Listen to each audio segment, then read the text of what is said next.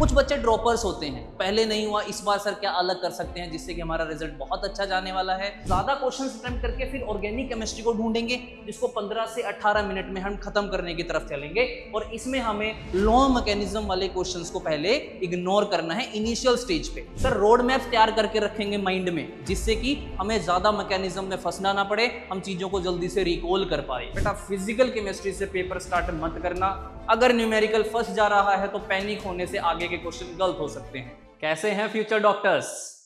आज मैं आपके लिए एक बहुत अच्छी टेक्निक लेके आया हूं, टेक्निक जो आपको हेल्प करेगी कैसे आपको एग्जाम में अच्छा परफॉर्म करना है। बेटा कुछ आप में से बच्चे ऐसे होंगे जो फर्स्ट टाइम एग्जाम को अटेम्प्ट कर रहे होंगे, तो नीट का एग्जाम बिल्कुल हमारे सर पे खड़ा है और कुछ चीजें आपके दिमाग में ऐसे रोल ऑन हो रही होंगी बार बार जो आपको पैनिक के लिए तरफ लेके जा सकती हैं। कुछ बच्चे ड्रॉपर्स होते हैं, पहले नहीं हुआ इस बार सर क्या अलग कर सकते हैं जिससे कि हमारा रिजल्ट बहुत अच्छा जाने वाला है। तो आज मैं आपके लिए एक फैंटास्टिक टॉपिक लेके आया हूं जो आपको बहुत अच्छी हेल्प करेगा एग्जाम को अटेम्प्ट करने में और अच्छे मार्क्स गेन करने में। तो बेटा इंपॉर्टेंट टॉपिक क्या है? Important topic is about time management, जो कि बहुत क्रूशियल होता है हमारे एग्जाम में मार्क्स को अच्छा अपडेट करने के लिए। फर्स्ट ऑफ ऑल हम चीजों को 6 सेशन में बेटा डिवाइड करेंगे, पूरा लास्ट तक सुनिएगा, आपको बहुत अच्छी हेल्प मिलने वाली है।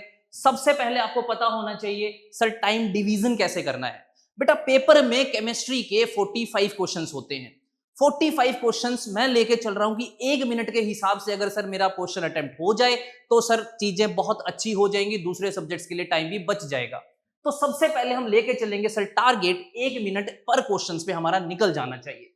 अगला बेटा हमें फोकस करना है ऑर्डर ऑफ अटेम्प्टिंग, मतलब ये हमें पता होना चाहिए कि केमिस्ट्री 3 पोर्शन सर कैरी करेगी। बेटा inorganic chemistry, organic chemistry, physical chemistry. सबसे पहले मैं आपको एडवाइस करूंगा कि इनऑर्गेनिक केमिस्ट्री को 10 से 12 मिनट के टाइम में निपटा दिया जाए। उसका क्या रीजन है? सर जो इनऑर्गेनिक केमिस्ट्री है वो मोस्टली एनसीईआरटी बेस्ड होती है। बेटा फैक्चुअल क्वेश्चंस होते हैं, डायरेक्ट आपके पास क्वेश्चंस होगा। अगर आपने अच्छे से एनसीईआरटी को पढ़ रखा है तो आप उसमें टिक लगा पाओगे, टाइम बच पाएगा। उससे क्या होगा? नंबर ऑफ क्वेश्चन से ज्यादा अटेम्प्ट होने की तरफ चलेंगे। अगला क्या होगा? Organic chemistry. ऑर्गेनिक केमिस्ट्री बेटा मैकेनिज्म बेस्ड है, तो क्या करेंगे हम ज्यादा क्वेश्चंस अटेम्प्ट करके फिर ऑर्गेनिक केमिस्ट्री को ढूंढेंगे जिसको 15 से 18 मिनट में हम खत्म करने की तरफ चलेंगे और इसमें हमें लॉ मैकेनिज्म वाले क्वेश्चंस को पहले इग्नोर करना है इनिशियल स्टेज पे। अगला क्या है? Physical chemistry. सबसे इंपॉर्टेंट जो बायो के बच्चों को लगता है कैलकुलेशन में फंसेंगे, उसको बेटा हम लास्ट में लेके चलेंगे सो दैट अगर स्टार्टिंग में ही क्वेश्चन हमारा फंस रहा है तो हम पैनिक नहीं करेंगे, हम थोड़ा सा सोचेंगे और उस क्वेश्चन पे दोबारा भी आ सकते हैं। तो ये है अटेम्प्टिंग टेक्निक्स। नेक्स्ट हम फोकस करेंगे बेटा स्ट्रेटजी।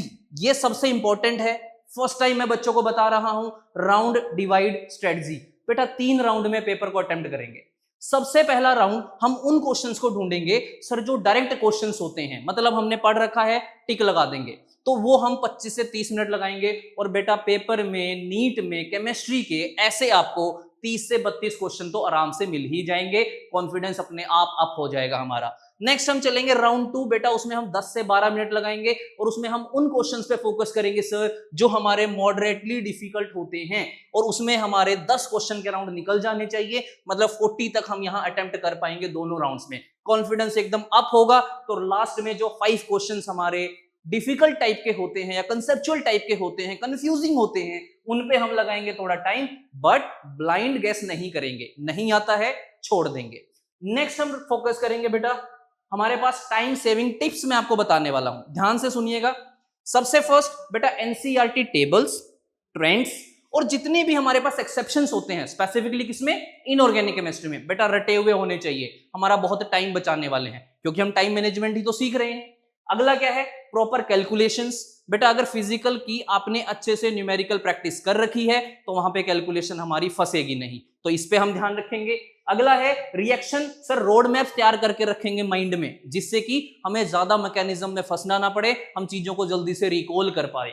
अगला don't stuck on one question, सबसे ज्यादा इंपॉर्टेंट। अगर आप एक ही क्वेश्चन पे 1 मिनट से ज्यादा लगा रहे हो, 1.5 मिनट से ज्यादा लगा रहे हो, बेटा उस पर उतना टाइम नहीं लगाना है, यहां हमें टाइम बचाने की बहुत ज्यादा जरूरत है, तो इसको हम ध्यान में रखेंगे, स्किप करेंगे, बाद में आ जाएंगे उस क्वेश्चन पे।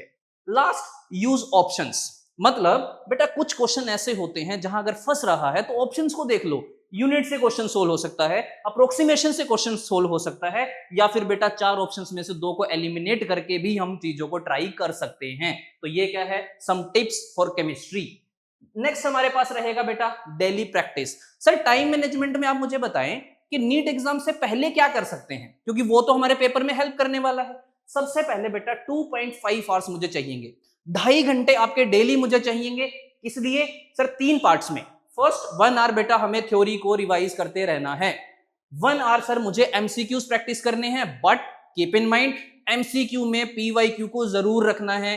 पीवाईक्यू हमें हेल्प करेंगे पैटर्न को चेक करने में, लेवल को चेक करने में, और रिपीटेड कंसेप्ट्स आते हैं तो पेपर में क्वेश्चंस हमारे इजीली हो पाएंगे। लास्ट 30 मिनट्स रखेंगे किस लिए, एनालिसिस। बेटा सबसे इंपॉर्टेंट पार्ट तो एनालिसिस ही होता है। जब तक आप जानोगे नहीं कहां बार बार गलती हो रही है, तब तक इंप्रूवमेंट का स्कोप नहीं बन पाएगा। तो ये हमारे क्या है, 2.5 hours before the NEET exam. And the last and the sixth one, this is mistakes. क्या चीजें हैं जो आपको अवॉइड करनी है। बेटा पहला क्रॉस मैंने लगाया है, बेटा फिजिकल केमिस्ट्री से पेपर स्टार्ट मत करना। अगर न्यूमेरिकल फंस जा रहा है तो पैनिक होने से आगे के क्वेश्चन गलत हो सकते हैं।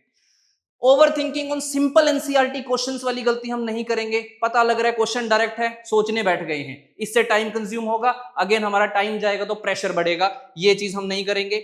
सर हम यूनिट्स को कैलकुलेशन में अवॉइड नहीं करेंगे, मिस्टेक नहीं करेंगे, इग्नोर नहीं करेंगे, क्योंकि फिजिकल का क्वेश्चन यूनिट्स पे ही घुमा रखा होता है, यहां हम फोकस करेंगे। And the last one, spending too much time on one question. मैंने पहले भी बताया 1 मिनट से ज्यादा अगर क्वेश्चन ले रहा है बेटा स्किप करेंगे, आगे चलेंगे, उसके बाद फिर से उस क्वेश्चन पे आएंगे जब हमारे मैक्सिमम क्वेश्चन अटेम्प्ट हो चुके होंगे। ये है टोटल 6 टिप्स। सही से आपको समझ में आया है। लास्ट वन मैं आपको बता दे रहा हूं, बेटा सारा चीज किस चीज का है, एम एक्यूरेसी का है। अटेम्प्ट्स पे फोकस नहीं करना है, एक्यूरेसी पे फोकस करना है। चीजें ज्यादा सही होनी चाहिए, ना कि ज्यादा करने का फोकस हमें चाहिए। चीजें सही करनी है, एक्यूरेसी। बेटा माइंडसेट सबसे ज्यादा काम करेगा।